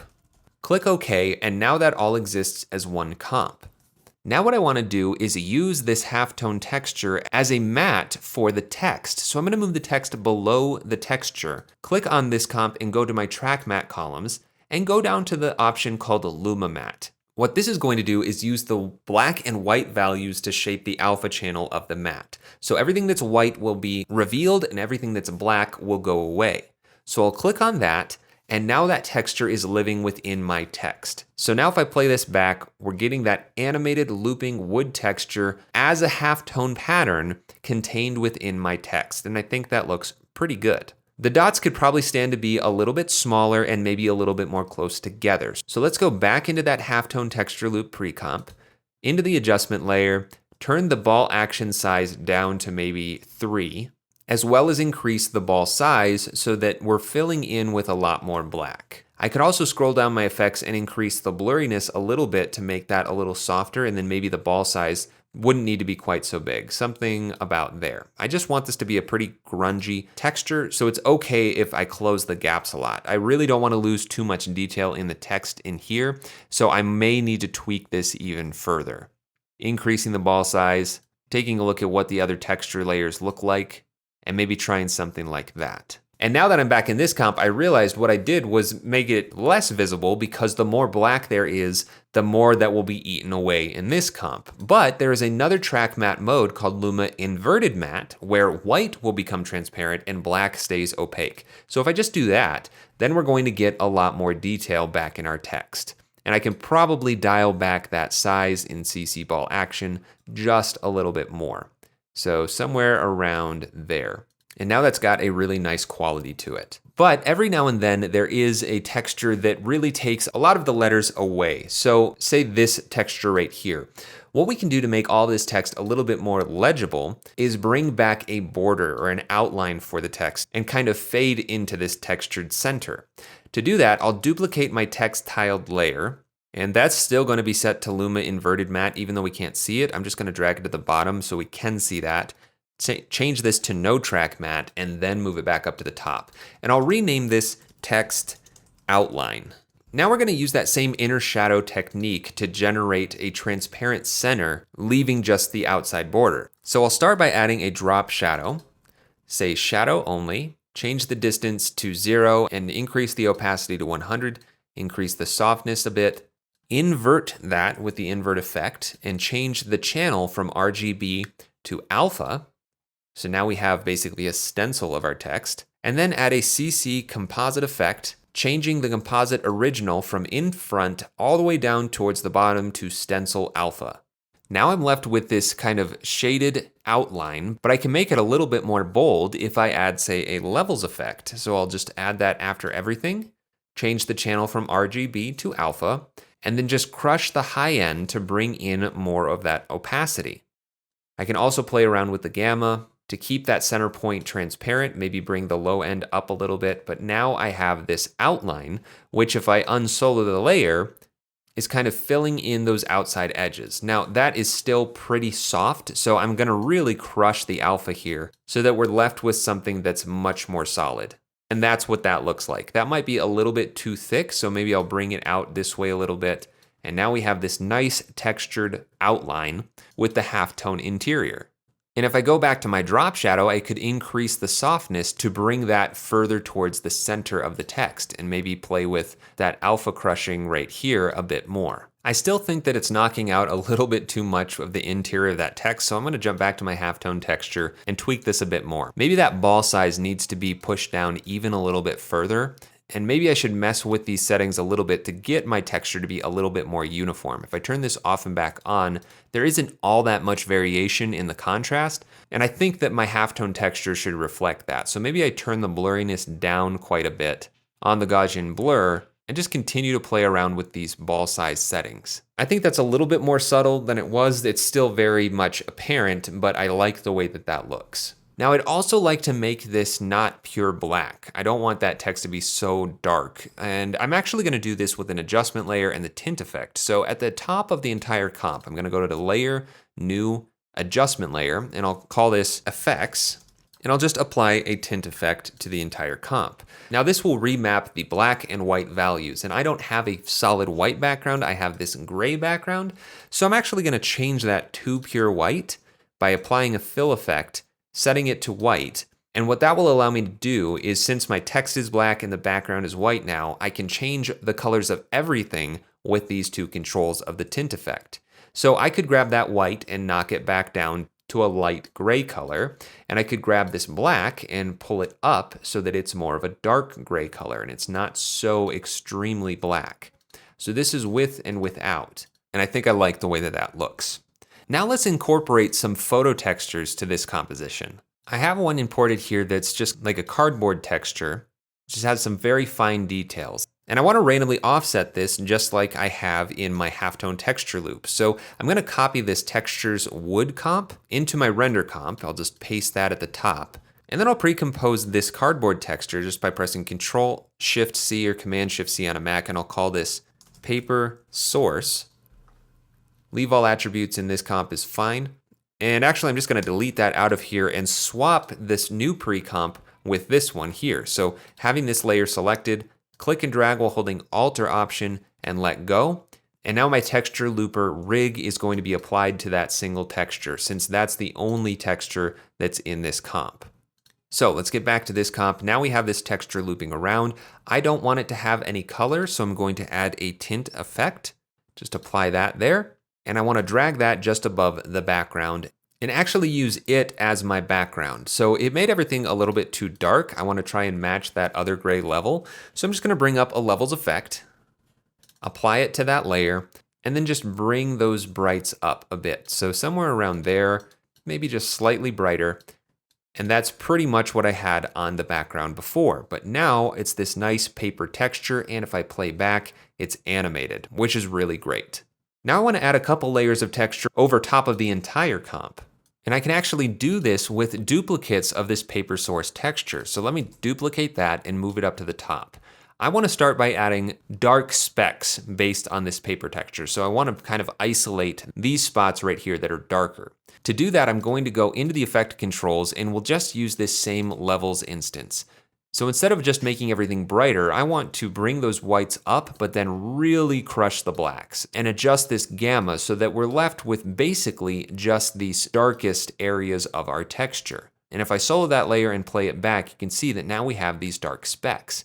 Because those are now isolated, I can use that blend mode of multiply to get rid of all of that white area, and those black flecks are now being animated on top of everything. That's great. I want to do the exact same thing now, but basically inverted. So I'll duplicate that layer, solo it so we can see it, and add an invert to the entire image. So I'll just apply that, and now my black becomes white, white becomes black, and I have these white specks instead of black specks that I could use the screen blend mode on instead of multiply. And it's a little harder to see, but if we zoom in right about here, you can see as I turn this on and off, we have white specks now showing on top of everything. And maybe I want to adjust the levels a little bit to bring back in some more of that fine texture detail, so it's a little bit more visible and we have some more movement as I play this back. I really like the way that all of those textures are working together. The halftones are probably still a little bit too distracting, so I'm going to modify these properties a little bit to make it less contrasted. So I'll jump back into my halftone texture loop, maybe go into the levels for the texture itself, and just lower the overall contrast by bringing up the output black and bringing down the output white. So if I turn that off and back on, you can see that it's really just leveling everything out and taking away a lot of that contrast. That's probably the setting that I've been looking for this whole time. If we jump back in, now that texture's a lot more uniform. And now that I've found exactly the setting I need to be modifying, I can actually click on this comp window and say View, New Viewer. That will open up this comp into a locked comp window, which allows me to jump back into this texture loop and make modifications while seeing what the result will be in my main comp. So if I adjust this value a little bit more, we can see how that's going to affect my overall texture. This is more of the look that I was going for. I wanted something that was a lot more filled in and had a subtle dot texture. So I really just needed to darken it up quite a bit. And now if I jump back into this comp, I can close this extra viewer, play this back. That wood texture is contained within the text much more subtly, but it's all interacting with the other textures that I have going on in the background, the flakes on top, and that outline that we've added around the outside edges of the text. I could probably make that a little bit more soft now just by not crushing that alpha channel quite so much. And now that falls off a little bit more from the solid areas to the transparent areas. Now that I see all of these textures interacting with the text, I'm realizing that the roundness that I added to the points of the text really isn't that noticeable anymore. So I'm going to go back into my text source comp, grab that effects layer, and increase the Gaussian blur here at the bottom of my effects stack a little bit more. Remember, the more I do this, the softer the text gets. So I want that to be very noticeable that that's a soft edge. And then let's take a look at what it looks like in our main comp. That's a lot better. It's nice and rounded. It looks almost like it was printed. I just want to make sure that on this thinnest version, I'm not blurring it out so much that we're breaking up the text. So right there at its thinnest, it's still just slightly connected. I'm happy with the way that that looks. But I think the last thing I want to do is just embrace the low frames per second look and just drop it all down to 12 frames per second. So I'll just use this adjustment layer that I have in my render comp and apply that posterized time effect, drop it down to 12 frames per second, and because this is above everything, everything gets that 12 frames per second treatment. I can play this back, and it all feels very cohesive and uniform now. But now as I'm looking at this, I'm realizing that the loop point doesn't sync up. If you pay attention right there, this last frame does not match up with the first frame. And I realize that's because the timing of the text animation needs to line up with the timing of the tile's center offset in order for it to loop seamlessly. Right now I have 63 frames between the start and the end of my text animation, and really I need to retime this so that it fits evenly between these two keyframes. So this is a 10-second gap from here to here. So if I just drop these back to be 2.5 seconds, it should line up. So let me grab all of the second time remapped keyframes, zoom in a little bit on my timeline, find that 2.5 second mark, which would be 2 seconds, 12 frames, and then just click and drag while holding shift to drag that back. Now that this is evenly divisible, so 10 divided by 2.5 gives me 4, the text animation should play back 4 times within this 10-second loop of the tile center offset. So let's go to the looping frame and compare that to the starting frame, and sure enough, now they're identical. So if I go back to my render comp and play this back one more time, when it loops, we shouldn't see any seam. It looks like that was perfectly hidden. Now that crisis is averted. And that's one of the benefits of the time remap. Because all of the animation was done within this comp here, I can retime it however I need to using time remapping to fit whatever timing I'm trying to create. One final tweak that I want to make is offsetting the timing of the tile offset. If I just bring up this timeline window so we have more room, I'll solo all of these tile center properties by control or command clicking on each one of them, double tapping the S key to solo them. And basically I want to offset each one of these sets of keyframes by, we'll start with 2 frames. So leaving the bottom layer where it is, I'll shift all of these forward 2 frames with Alt or Option and the right arrow key, 1, 2. Deselect this layer with control or command click, Alt or Option, right arrow key 2 more times, and just down the line offset each of these by 2 frames. Now if we take a look at this, it's all offset a little bit more. This could probably stand to be even more offset. So let me just quickly add 2 more frames between each one of these sets of keyframes. And that spreads out the offset of the text animation just a little bit more so they're not all perfectly aligned. And I like that look a little bit better. The only issue I'm seeing here is that they don't have that special loop in, loop out expression that we had for the time remapping. So I'm just going to press U to bring up all the keyframes for this layer, right click on time remap and say copy expression only, and then paste that expression on all of the tile center properties. So that will leave the keyframes where they are, but change out their expressions so that they loop in both directions, and the animation will have been already started on this first frame and should line up perfectly still at the 10-second mark, which it does. So now I'll play this all back as a whole, and we can see all of the different techniques that we've learned in this class being applied in different ways. I really like the way that they're all interacting together. I think it gives it a really nice visual texture that you just can't get from standard vector solid graphics. I think it's really fun and a cool piece to share. So now you can take what you've learned in this class and apply it to your own class project, choose your own font, your own word or phrase, and give it a fun animation and see what you can come up with. And make sure that you share your class project with all of your other fellow students. That's it. Congratulations on finishing this class. Thank you so much for watching. I truly hope that you were able to learn some new things and think about how you might start applying textures in some unique and creative ways. From here, if you haven't taken some of my other classes, I would definitely encourage you to go check out something like the stop motion look in After Effects, where I show you how to make a completely customized felt look stop motion animation type motion graphics project. And it uses a lot of the techniques that we learned in this class for applying photo textures as well as roughening up edges. That's a really great example of how to take what I taught you in this class and create something very specific. There's also the knit sweater look class, where you can basically put anything that you want into a comp and it will come out looking like it was knit into a sweater. And one of my earliest classes, the paper cutout look in After Effects, I show you how to use, again, photo textures of actual paper and apply it to graphics to make it look like it was actually made out of that paper. And those are just a few. Just check out my classes on my profile and you'll see a variety of things that you can start learning from and start to have fun with. If you enjoyed this class, I would love it if you left me a review. It's always beneficial for me to know what I'm doing well and what you'd like to see me improve on. And be sure to follow me here on Skillshare so that you can see anytime I post a new class, as well as over on YouTube. I have a YouTube channel where I post regular content and you can learn all kinds of stuff from me all the time right over there. You can find a link to that in the notes of this video right now. And if you use anything that you learn from me in any projects on Instagram, be sure to tag me at Jake in Motion. I always love to see that and show off my students' work in my stories, so don't hesitate to do that either. Thank you again so much for taking this class. I truly appreciate it, and I'll see you in the next one.